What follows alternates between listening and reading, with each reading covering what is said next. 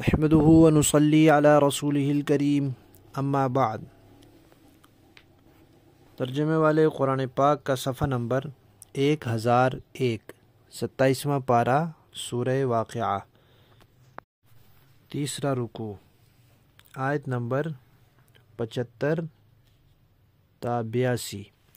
اعوذ باللہ من الشیطان الرجیم، بسم اللہ الرحمن الرحیم۔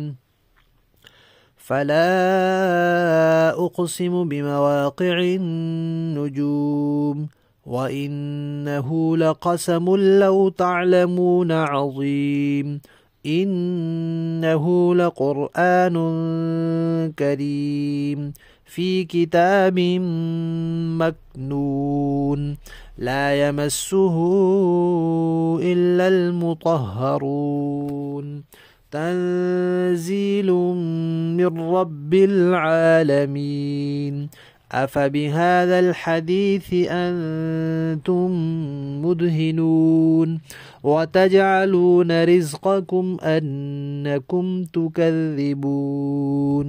صدق اللہ العظیم۔ گزشتہ آیات میں اللہ تعالیٰ نے اپنی قدرت کی 4 چیزوں کا، اپنے 4 کارناموں کا تذکرہ فرمایا تھا، اور توحید اور آخرت کی دلیل کے طور پر ان کو ذکر کیا تھا کہ جو اللہ تعالیٰ اتنی عظیم الشان قدرت والے ہیں تو بھلا ان کو کیا ضرورت ہے کہ وہ کسی کو خدائی میں شریک کریں، اور جو اتنی قدرت والے ہیں ان کے لیے بھلا کیا مشکل ہے کہ وہ ایک چھوٹے سے انسان کو دوبارہ پیدا کر دیں۔ اسلام کے بنیادی عقیدے توحید، رسالت اور قیامت ہیں، تو توحید اور قیامت کی بات آئی تھی تو اب رسالت کی بات بھی آ رہی ہے، اور نبی پاک صلی اللہ علیہ وسلم کی رسالت کی بڑی دلیل جو ہے وہ قرآن پاک ہے، تو اس قرآن پاک کا تذکرہ یہاں آ رہا ہے۔ تذکرہ بھی کیسے عجیب انداز میں آ رہا ہے، اللہ تعالیٰ قسم کھا رہے ہیں۔ اللہ تعالیٰ کو قسم کھانے کی ضرورت نہیں ہے، اللہ تعالیٰ سب سچوں سے زیادہ سچے ہیں اور سچائی کے خالق ہیں، لیکن انسان کی طبیعت اور فطرت ہے کہ وہ قسم والی بات کو زیادہ اہمیت دیتا ہے اور اس کو زیادہ سچا سمجھتا ہے، تو اللہ تعالیٰ نے قسم کھائی۔ اور قسم بھی کس چیز کی؟ ستاروں کے جمع ہونے کی، یا ستاروں کے غروب ہونے کی، یا ستاروں کے گرنے کی جگہ کی قسم کھائی۔ اب یا تو مراد اس سے ستارے ہی ہیں کہ وہ ایک ترتیب کے ساتھ طلوع ہوتے ہیں اور ایک ترتیب کے ساتھ غروب ہوتے ہیں، جس ستارے کی جو جگہ ہے وہ اپنی وہ جگہ بالکل نہیں چھوڑتا، سیدھا سیدھا رہتا ہے۔ تو ایسے ہی قرآن پاک اور نبی پاک صلی اللہ علیہ وسلم کو جو راہ اللہ تعالیٰ نے دکھلائی ہے وہ اسی پر رہتے ہیں اور سیدھے سیدھے رہتے ہیں۔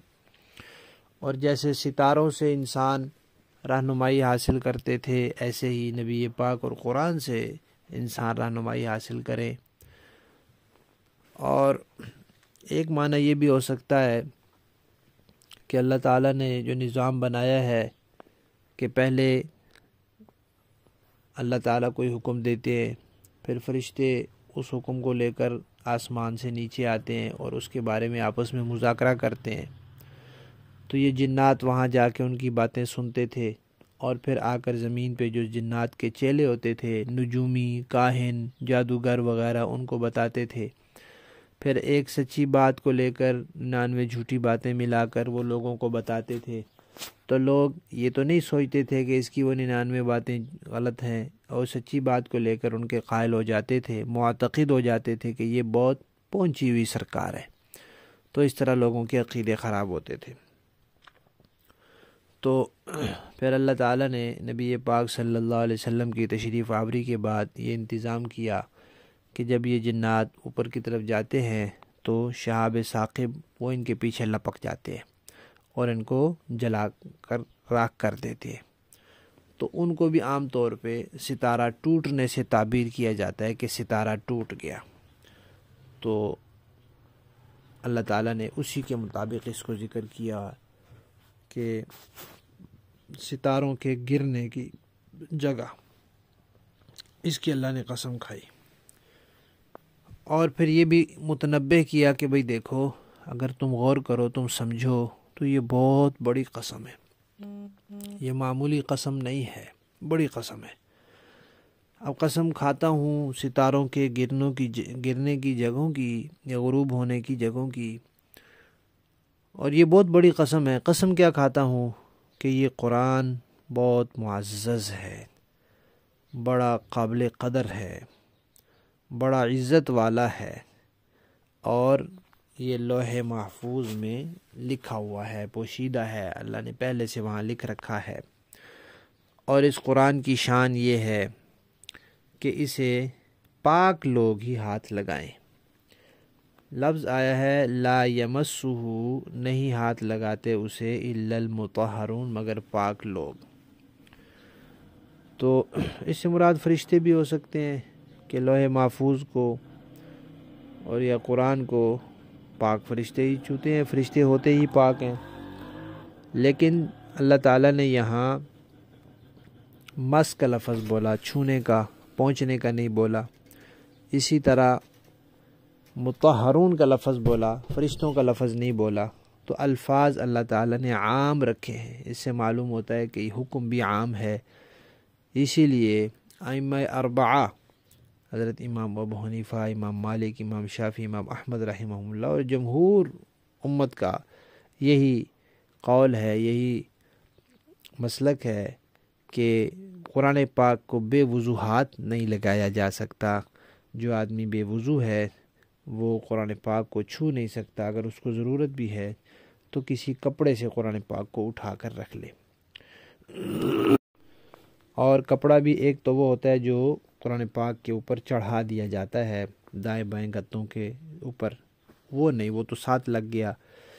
اس سے الگ کپڑا ہو جو اوپر چڑھا ہوا نہ ہو تو اس کے ذریعے قرآن پاک کو پکڑ سکتے ہیں۔ اور البتہ بے وضو آدمی زبانی پڑھ سکتے ہیں، اس پر پابندی نہیں ہے۔ لیکن جب بڑی ناپاکی ہو، جنابت کی حالت ہو، عورتوں کے وہ ایام ہو جن میں انہیں نماز نہیں پڑھنی ہوتی، تو ان میں پھر قرآن پاک کو زبان سے پڑھنے کی اجازت بھی نہیں ہے۔ پھر کہا کہ یہ قرآن ہے جو رب تعالیٰ کی طرف سے نازل کیا گیا ہے۔ پھر لوگوں کو متوجہ کیا کہ کیا اس کلام کے بارے میں تم سستی کر رہے ہو، تم لاپرواہی کر رہے ہو؟ اتنا عظمت والا کلام، اس کے بارے میں تم لاپرواہی کر رہے ہو، کتنے افسوس کی بات ہے۔ اور تو لاپرواہی چھوڑ کر تم نے تو اس کو جھٹلانے کا معمول بنا رکھا ہے۔ تم نے اپنا مقصد ہی یہ سمجھا ہے کہ بس ہمارا کام یہ ہے کہ اس کو قرآن کو جھٹلاتے رہیں۔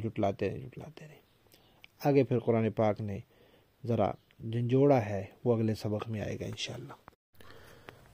اور یہ جو شروع میں قسم ہے، اس کا معنی ستارے بھی ہو سکتے ہیں، اور وہ جو شہاب ثاقب ہے وہ بھی ہو سکتے ہیں۔ ستاروں کے بارے میں تو بتا دیا کہ ستارے ہوں تو جیسے ان سے رہنمائی لی جاتی ہے، وہ صحیح راستے پر رہتے ہیں۔ اور اگر شہاب ثاقب ہو تو اس سے بھی کہ جیسے جنات آسمانی باتیں سننے جائیں تو ان کو مارا جاتا ہے، ان کا پیچھا کیا جاتا ہے، جلا کر راکھ کر دیا جاتا ہے، تو وہ تو عام آسمانی باتوں تک بھی رسائی نہیں پوری پا سکتے، تو قرآن پاک کے اندر کیا وہ دخل اندازی کریں گے؟ قرآن پاک بالکل محفوظ ہے،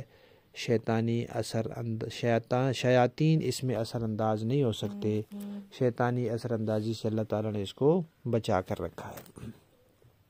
لفظی معنی دیکھیے، فلا اقسم، میں قسم کھاتا ہوں، بمواقع النجوم، ستاروں کے غروب ہونے کی یا ڈوبنے کی، ٹوٹ کر گرنے کی جگہوں کی۔ اور وَإِنَّهُ، بے شک یہ، لقسم، قسم ہے، لو تعلمون، اگر تم غور کرو، عظیم، بڑی قسم ہے، انہو، کہ بے شک یہ، لقرآن، قرآن ہے، کریم، معزز، فی کتاب، کتاب میں ہے، یعنی لوح محفوظ میں ہے، مکنون، پوشیدہ ہے، لا یمسہ، نہیں چھوتے اسے، الا المطہرون، مگر پاک لوگ، تنزیل، اتارا ہوا ہے، من رب العالمین، سب جہانوں کے پروردگار کی طرف سے۔ آفا بہذا الحدیث، کیا اس کلام کا، انتم، تم لوگ، مدہنون، اس کلام میں تم لوگ سستی کر رہے ہو، لاپرواہی برت رہے ہو، وَتَجْعَلُونَ اور تم بناتے ہو رزقکم اپنا روزگار انکم کہ تم لوگ تکذبون اسے جھٹلاتے رہو۔ با محاورہ دیکھیں جی۔ فَلَا أُقْسِمُ بِمَوَاقِعِ النُّجُومِ، اب میں ان جگہوں کی قسم کھا کر کہتا ہوں جہاں ستارے گرتے ہیں۔ وَإِنَّهُ لَقَسَمٌ لَوْ تَعْلَمُونَ عَظِيمٌ، اور اگر تم سمجھو تو یہ بڑی زبردست قسم ہے۔ إِنَّهُ لَقُرْآنٌ کریم، کہ یہ بڑا باوقار قرآن ہے۔ فی کتاب مکنون، جو ایک محفوظ کتاب میں پہلے سے درج ہے۔ لا یمسہ الا المطہرون، اس کو وہی لوگ چھوتے ہیں جو خوب پاک ہیں۔ تنزیل من رب العالمین، یہ تمام جہانوں کے پروردگار کی طرف سے تھوڑا تھوڑا کر کے اتارا جا رہا ہے۔ افبہذا الحدیث انتم مدہنون، کیا پھر بھی تم اس کلام سے بے پرواہی برتتے ہو؟ وَتَجْعَلُونَ رِزْقَكُمْ أَنَّكُمْ تُكَذِّبُونَ، اور تم نے اسی کو اپنا روزگار بنا لیا ہے کہ اس قرآن کو جھٹلاتے رہو۔ صدق اللہ۔